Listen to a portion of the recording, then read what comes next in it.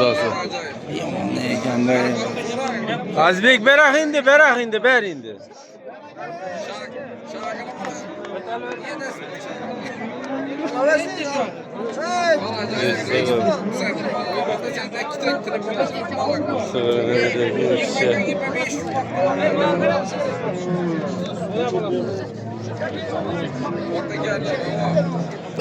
$27 milyona sonra da ben minnet. Çelitir stubamın Azbek. Geçe verseniz verelim, balasını verip otursun. Azan da sağa baladı, gerekini kahvaltı. Balasını verip otursun.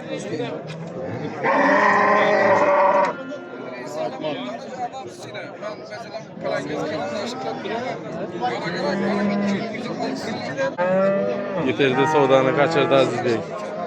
27 milyon oldu. Gelin bilemezsin. Ana gelin bilemezsin seçtiler. Yaxşı telefonlar belki bir Pitom ki akol koy verer ağı. bir gap aytarsan. Bazı telefon salmıyor. Yo bir gap aytar, berin ekesi de. Yani hiç mecbur işini bilmedi, özünün işini biledi. Sen al eze pulunu. Namazını biledi, özünün işini biledi. Aziz yaxşı al pulunu yaxşısı. Kem bergenim yok. Soradı dedin, soran pulunu ver tutma. Berak indi. Ver.